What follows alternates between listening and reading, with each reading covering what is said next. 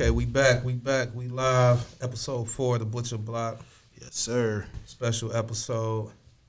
Got a guy, brother, consider family, known him for many, many years. Jeremy J. Jerk Watson, the fly guy, owner of Flyboy Lyfestyle. Recently celebrated 10 years in business. Yes, sir. That's major, man. That's major. Any entrepreneur, anybody in any field of business know how big that milestone is. Right. Be doing something you love for 10 years and being able to, weather through the storms, ups and downs, and, just still be here doing what he loves. So we're going to talk. We're going to go through his whole journey. Let's not even overlook that. Congratulations on 10 years. Congratulations on that. So, just to kick it off, man, how did it feel getting to that 10-year point, knowing from where you came from? I'm pretty sure, you remember your very first design to, where you was at right now. How did that feel hitting that 10-year mark? Shit feel good, man, because, you don't think you're going to survive that long, especially, right. In the oversaturated market. So you got to be doing something to stand out and keep going, Mm-hmm. Let's take it back to growing up. Tell people where you grew up at, where you from exactly. I'm from the harbor side, St. Louis. I stayed in St. Louis, Country Street, my whole life, So, my upbringing was a little different. And I didn't want to use that as no crutch to do what I was doing. So I wanted to do something different that wasn't being done in the hood. Right. Everybody was on the same level, on the same path. Sometimes you had to outgrow some of that shit, Yeah, and, you can't use that to define your situation. Right. So I wanted to do something different, man. Let people know, like, if you ain't athletic, you can still find an avenue to find your niche. Like your early influences, like your neighborhood, where you come from, did they have anything to do with your style? Did you pick up anything, growing up? For sure. Like, growing up around people like Kenny I, Gary Moore, seeing them jump out, fresh every day, it made you want to go shopping. It made you want, they made you want to put on something new every day. For sure. They set the tone. They set the bar high. Looking up to them. So, just going back to the origin of Flyboy, at what age did you start thinking like this is something that you wanted to turn into a business? I was thinking on it like for years before I actually did it. I ain't had the confidence to actually do it. It was just a thought, But then, it was around that era with the Pink Dolphin, all the cool, pretty much the blog era, Karma Loop era, stuff like that. You know what I'm saying? So it made me jump down. Like, man, I'm gonna go ahead and jump down and see what I can do, because I had a lot of ideas and designs already. I just never put the trigger on it. Yeah. How did you come up with that name? Because it was basically something I kept telling myself, this is the way we live in this Flyboy lifestyle. Every time that was pretty much, it went from a caption, from a hashtag to a business. Right. That's dope. So you mentioned guys like Kenny I, Gary Morris. Who were some other people, like, whether it be, because, music and fashion kind of run hand in hand. Like, was it any artists, the guys you would look at and be like, kind of take things from, as far as how you dressed and what you wanted from your brand? Like, who was some of your other, even like some brands that you liked that was like, some influences to you? Like, as far as like artists, it was Fab, Fab for sure. Like, he made you want to stay fresh. Kiss had his own little style that, it was simple but fly, so it made you want to go that route. But as far as like brands, man, it was like the Cools and BBCs and things like that, that made you like, made it look like, I can do that. Yeah, for sure. And it's you see a lot of brands just come and go. People think that just because they popular, that they can make a brand stick. Yeah. But like you mentioned, those brands, a lot of them not even around no more. Just to have that wherewithal to keep going, even when you see like brands like that coming and going. Where did that kind of hustle and that kind of drive come from? It's simply like, I don't like to leave nothing undone. So it's like, once I started it, I had to keep going. I had to keep going. I had to push myself. It been times where it got dark, it got heavy. It's like, man, I'm fall back and do something different. But it's like, I stayed on it. Because like you said, I seen a lot of brands come and go, and I wanted to see what mistakes they made, or the consistency that they didn't have, and I wanted to place that into my brand versus just letting it fall by the wayside. Yeah, just me salute, from me to you, man. Like the branding is crazy because, your logo is so distinct. Like I pull up at the gas station, I see a sticker. Like if your stamp is on this area. Yeah. I remember I told you one time I'm out and I see some kids walking down the street, with Flyboy on. I'm like, who is that? I see from a distance. I pull up. I'm like, oh, that's a little J Jerk. You know what I'm saying? So I'm like, man, your stamp is everywhere, man. So that logo is very distinctive. Like, that you had a logo, that you see something that made you want to, go with that logo. How did you come up with that logo that's like so distinct? Like it was crazy because for a minute, like I said, I wanted to do the brand, and I couldn't get nobody to actually like design the logo for me. Right. And Tone Roan ended up putting something together for me. You know what I'm saying? Yeah. Tone Roan did my original logo, and from the original logo, I started using the silhouette a lot. You know what I'm saying? Yeah. And that's what that silhouette just popped. Yeah, stuck out. The silhouette crazy. Yeah. Yeah, the silhouette was crazy. So you talked about kind of being kind of nervous or scared, to pull the trigger.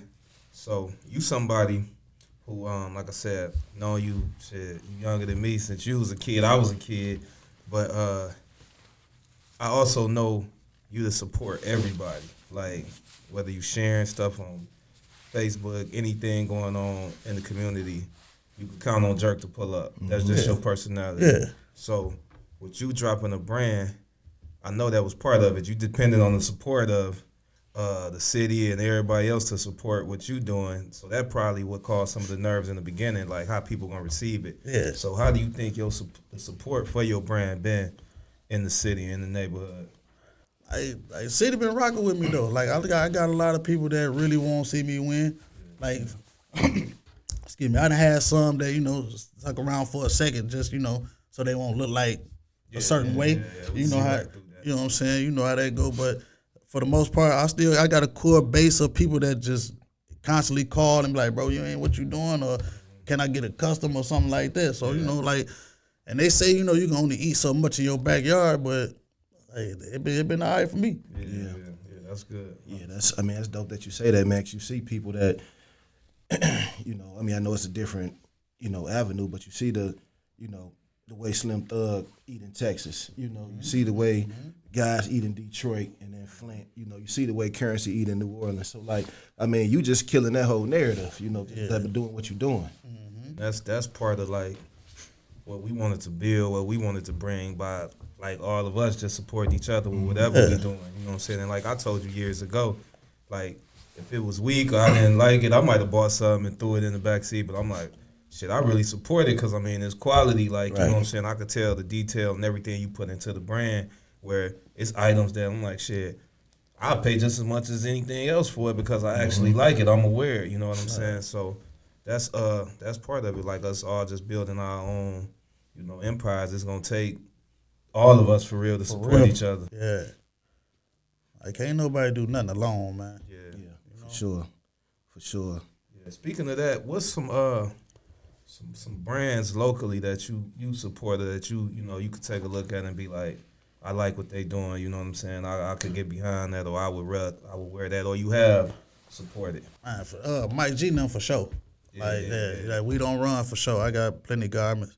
You know what I'm saying? Lil Boofy, he had a nice little run too. Yeah. I talked to him one day, inboxed him or whatever. Never live average. I told him, I'm like, man, you gotta jump back down. His pieces was hidden. You know what I'm saying? It's crazy, man. I still got, I'm pretty sure I still got all about, Flyboy. I remember my first shirt I bought in 2014. It was around Thanksgiving time. I remember, we seen each other on Main. Met y'all on Main Street, met each other on Main. It's like, just to piggyback a little bit off what Key said, I think the support is there, like he said, just because the work is so quality. It's like you see, these $1 million brands, we can be in the same places wearing our guys stuff, and I feel just as comfortable as some of those people feel. Just because it's so dope. Yeah, it's kind of like that brand. What's the guy in New Orleans right now? What is it, M-Line or something? Yeah, I know what you're talking about. Yeah, I know what you're talking about. Yeah, everywhere you go in New Orleans, you're going to see that. And it's crazy because it's like us being from the neighborhood, anytime like some of the older guys come home from jail or something, if I give them some clothes or something, they always want some Flyboy. Yeah. It's like whether they've been locked up or whatever, they've been hearing They about been it. hearing about it, They yeah. try to be in tune with the neighborhood, so they be wanting Flyboy. Dale won't be putting up on. I said Dale one earlier. He pulled up on me. Told he placed the order. Like, boy, I need some hoodies. Yeah. And so you talked about, just the whole Flyboy lifestyle in general. You talked about some of, your favorite artists. A lot of times, a lot of our tastes, a lot of things we do, it all just coincide with everything. So who are some of, your favorite, hip hop artists? And did any of them have any, kind of influence on the brand, just that whole Flyboy lifestyle as a whole? Yeah. I'm a big Currency fan. And when he was doing his thing with Fly Society, you know what I'm saying? Before he got backdoored by TK. Was it TK Kennedy? But yeah, like his whole move, how he just stayed down and stayed true to what he was doing. Yeah. It's just like that blueprint right there. It's just like, just be patient. Right. It's gonna work out. That's why you mentioned Currency. It's like, I swear, when I listened to Smokey Robinson, like, it just put me in the mindset of having some Flyboy on. Yes, sir. Riding the old school. Yes, Like that whole vibe. It all go together. You know what I'm saying? Like the music, the lifestyle, the brand, it all go together. So like a lot of stuff I see, I'd be like, damn, Jerk probably was listening to some Spitter. You know what I'm saying? Sure. Putting that That's together. That's why a lot of the planes and the propellers and stuff I get a lot of those designs just from listening to that music. Yeah, for sure.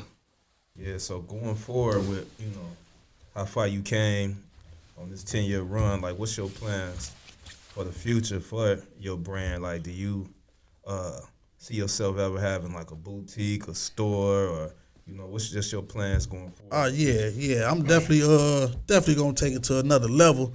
I'm just appreciating the fact that I'm still here, still relevant this day and age, you know what I'm saying? But I got bigger plans, you know what I'm saying? Like I said, it's from like my son, he got his whole crew at school wearing it, things of that nature. So I just want to keep it going, keep it strong. So, because he interested in that, so I want him to be able to have some creative vision and stuff like that. Just make it happen where he can just be cool and do what he need to do. But yeah, as far as like my plans, like I love to definitely gonna have a flagship and stuff like that. That's that's the actual goal. I think it's, man, like it's you said the market's oversaturated, but you don't oversaturate. At least from what I see. Yeah. You know what I'm saying? It's like when you drop, it's timely. Like, it hits like it's supposed to hit. Like, we've been waiting for some new Flyboy to drop. Yeah. You know what I'm saying? So that's to me, I'm like, that's definitely keeping the relevance there. It's like a mystique to it almost. Like, you're not just putting out something just because it's popular. You're taking your time with pieces and curating different things. So we definitely be waiting for new stuff to drop. As a student of the game, bro, it's like, I done watch how, if you watch how BBC, you watch how, you know what I'm saying, like, any of them, like, Babe, all of them, like, they do seasonal drops. Right. They do seasonal drops, you know what I'm saying? It's like, if you get it, you get it. If you don't, you don't. That's it. And I try to, you know what I'm saying, I try to implement that as far as in my curriculum, but I still try to do extra pieces for people, if they want to, or if I feel like the demand is there, right? And I'll double back and do some stuff like that. But at the end of the day, it's like being a student. I see what work, and I just want to stick to that formula. Like, what you think so far been your top selling item, and do you think it was something that you knew was gonna hit, or was it something that kind of surprised you? Like, man, I ain't even think people was gonna jump on this. I ain't gonna even hold you. It was when I dropped them onesies for them females. Man, like, that went, they went crazy on them. I mean, like, anytime I do like jogger suits or specific hoodies and stuff like that, like them gon' jump anyway. But when it comes to the female demographic, like, man, they don't play. They don't play. They come that's what them the core customers right there. So that onesie went platinum in the streets, huh? Yeah, all them little, the female, the pajama parties and all that stuff, real trendy right now. Ladies' night. Put it on me. So if you look back, do you have like a favorite piece you designed? Like, you look back on it like, man, I really, you know what I'm saying, like I really killed that one. Yeah, a couple of my Flight Academy drops. When I do the Flight Academy drop with the propeller joint, that one hit. And Man, when I did with anything with the silhouette though, man, it's like that. Them be the first to go. Yeah, and I know the custom joints be hard too. Like I think we all probably got a custom joint. Yeah, you know what I'm saying? Like sure. the custom joints definitely hit. Yeah, what you got coming? Far as brand wise, like you got anything about to drop? Yeah, I done ran into some new manufacturers. So as far as like being able to produce more and more consistently, yeah, I'm definitely finna get down. Got more jogger suits and like track suits coming off, and I got some stuff that I'm just gonna end the winter out with. But the spring is when I plan on like Yeah, kind of relaunch. Yeah, relaunching. Yeah, I've been in the lab getting new designs and a couple of old ones that I felt like I should have kept running that I didn't. Kind of throw something back. Yeah. So for people that don't know you, can you tell them like where they could find your products at, and how to get in contact with you as far as purchasing? Oh yeah, Flyboy Lifestyle Clothing. That's on Instagram. That's on Facebook. They can pull up to Smoke City 2, 617 West Chicago Avenue in East Chicago. I got much stuff on display out there, so pick from whatever. I'm redoing my site right now because I want to update the look, make it look a little bit more professional than it was. So my site ain't up right now, but the link's still gonna be the same that's in the bio. Yeah, I know you mentioned some of your early fashion influences, and I know knowing you personally, man, you come from a fly family. Did any of those influences come from the family? Like, was it any type of competition within the family?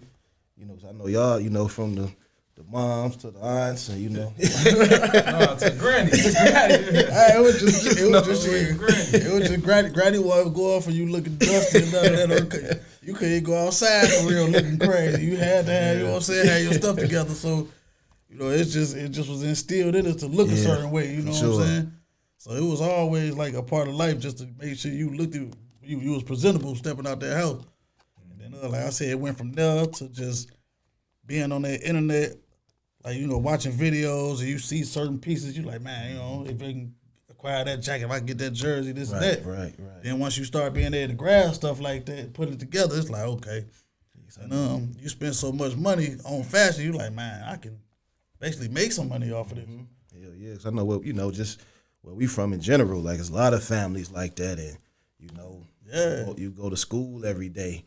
It's a competition. Yeah, that for sure. You go to a high school basketball game, it's a competition. So, I know a lot of that probably, I went to school with niggas like you weren't boys, no, man. You couldn't go to the party, you know what I'm saying?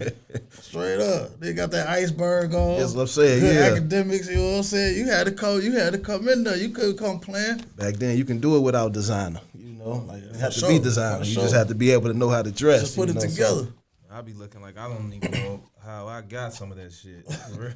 Oh yeah, for sure. Straight up, it's like back then most you was trying to get was a little polo. You know what I'm saying? Yeah, that was high end. Yeah, that was it for us. You know what I'm saying? Yeah, little polo or something like that. Like I remember when I was young. I had older cousins. Man, they used to kill it with the starter.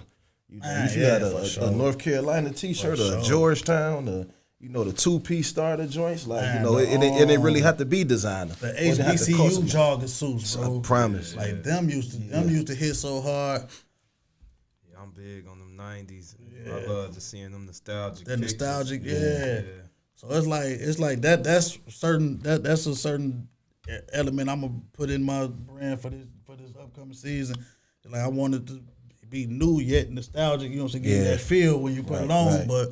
You know what I'm saying? Just remix it a little bit. So, we talked about, the start of Flyboy, plans for the future, kind of, what inspired you and everything starting. So, what was some of your biggest mistakes you think you made with the brand? Because, as we all know in business, it's ups and downs. Yeah. So, what are some of the things you look back and you like, man, I could have did that different, or I wish I wouldn't have did that? One for sure is not going with my instinct, not trusting my gut. It's like if I tell myself I need to do something, if I don't do it, like it usually end up an L for me. Yeah. And then it's like listening to outside resources that'll basically tell you something or try to fake give you some advice. And you try to, because you don't know everything, so you try to take heed to some of that advice, but it don't be working. Right. So sometimes you be like, man, I just need to stick to my formula, stick to my element. Like, not saying that I can't learn from other people, but it's like it's certain information that you just gotta bypass. Right. For sure. And another one is like, nobody gonna suffer but you. At the end of the day, for sure. Then it's like one thing I learned that I was doing that I need to stop doing. It's like when I run a certain design and they get a certain response, like I be feeling like once I do certain things and I do a couple colorways in it, and I can move to the next design. But it's like, nah, I need to be sticking to certain staple designs and just keep running them.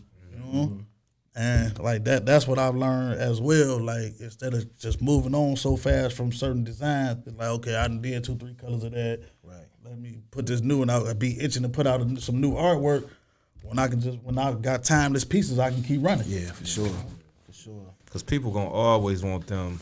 I mean, if you had one color, you always looking for the next one, especially if it's something, like you said, timeless piece. For sure. Like, that stuff, like, people want to see you always got on hand, for real. Yeah, so man, the stamp is like on the area, it's on the city, it's on the neighborhoods, and I know that you got younger kids coming up behind you, they want Flyboy. So what advice would you give them if they come to you like, hey, could you give me any advice about me starting a brand? What would you tell them to do? Oh man, I'll tell them pretty much everything I know first. But I mean, if they serious about it, like I'll definitely tell them like it ain't easy. It look like it is, but it ain't easy. You're gonna have to stay down. You're gonna take some sacrifices. You know what I'm saying? Wins and losses coexist with this business. Yeah. So I'm just gonna let them know, like, if you're gonna do it, you gotta stay consistent. You gotta believe in you.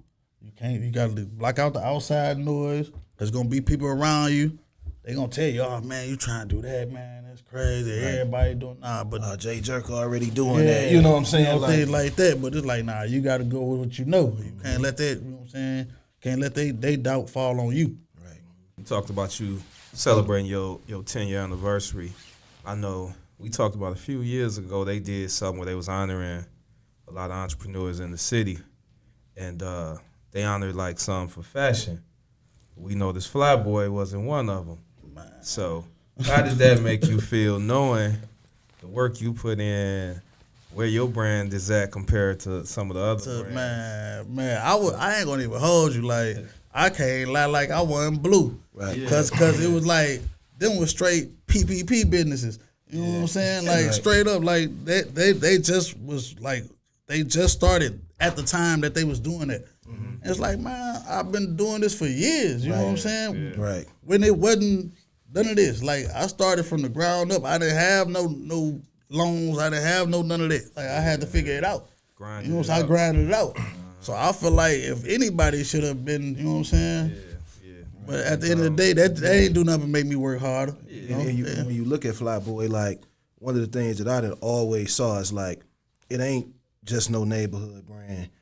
Everybody from every neighborhood pull up and get Flyboy. They wear it, they support it. I mean, why not honor somebody that's from the city, that's for the city, you know what I'm saying, that's doing these type of things in the city. But it is what it is, though. It is what it is. And my take on it, because, I mean, even that, whatever that thing was, like, myself and my brother wasn't on it either. Mm-hmm. You know what I'm saying? So my take on it is, like, where we come from. You know what I'm saying? We the kids who they couldn't come play with. You know what I'm saying? So to see us in a certain position, it's gonna, rub some people. It's gonna look crazy because it's like, especially like me and my background, it's like people wouldn't expect me to be doing what I'm doing. You know what I'm saying? Or being in the position that I am because my background ain't the best. You know what I'm saying? But it's like, again, I didn't want to hold myself to that. Mm-hmm. I didn't want to stay in that light. I want to be something different. Mm-hmm. So I got a lot of kids coming up, like, look up to me. I got my own son. So it's like, how can I tell y'all to do something different or to preach to y'all about something else, and I'm still stuck in the same, you know what I'm saying? Position, still doing the same thing I was doing 10, 12 years ago. The way I look at it, man, like it feels good to be like the people's champ. I don't get my gratification from y'all. I get my gratification from touching the people. For sure. You know what I'm saying? And that's what I feel Flyboy do. Like, it touched the people. Like, you can't go nowhere nowhere around here not see somebody in Flyboy. So that's some people's champ type shit. You know, you don't got need no awards. You know, but you see what the culture is. So. Man, bro, I be all in Glen Park. I be seeing hoodies, you know what I mean, stickers. You know, and the crazy thing about it, it's like around the same time, you know, I'm my own street team, so all of the stickers and all that y'all see, I did that myself. Right. Yeah. And they get scratched down in the hood. You know what I'm saying? Like you can go right to the 4th, you can go to 45th, just pull up to them pumps, my sticker's still there. I done replaced my stickers at Mobile so many times, bro. It's crazy. I mean, just salute to that type of hustle. You know, like, you know, you don't got a big team. Like, man, this is all you. Yeah. You know, so, man, salute to that, too. Man, appreciate it. It's like everybody I touch, you know what I'm saying? I'm always, this my man shit, this my man, you know what I'm saying? And then 9 times out of 10, people gonna ask me, like, what's that? You know what I'm saying? And then they instantly want to get in contact with you and grab something themselves. So, you know. Just to piggyback off of that, like, you know, you say, you know, that's how you do it. Like, how did it feel like seeing, you know, somebody like Etwan just promote Flyboy, and now I'm seeing Bulls players. Man, that meant the world to me. That meant the world to me. And they like Aaron Brooks come grabbing jogging suits just because Smooth had it on, stuff like that. It's like, you know, when you got people around you that, you know what I'm saying, support what you doing, like that help a lot, man. That help a lot. Straight up. Like that be the thing that we all long for. It's like, you know what we doing within ourselves. But when we see our people that's close to us, like basically promoting it like it's theirs, like that's a whole, you can't replace that feeling, man. Right. You can't replace that feeling. Somebody believing in what you're doing, you can't replace that feeling, man. So yeah, there you have it, man. The whole journey of Flyboy Lifestyle, the brand, just getting started. It's been 10 years, but we wish him 100 more. We got a long way to go. Yeah, for sure. Like I say, just getting started. I mean, it's just gonna get bigger. Anything you want to say? Any closing remarks, Jerk? I said I'm gonna stay true, stay down to what I'm doing. Y'all stay tuned. I appreciate everybody that's been rocking with me thus far, and I got something for y'all in the near future. Y'all will see more progress, more consistency from me. I promise y'all that. But like I said, I appreciate every purchase, every share, every mention of the brand. It means so much to me, and I appreciate it. There we have it, man. We're going to keep living that Flyboy lifestyle. Flyboy Lifestyle Clothing, Facebook and Instagram. It's all one word. No spaces. That's it, baby. Let's get it.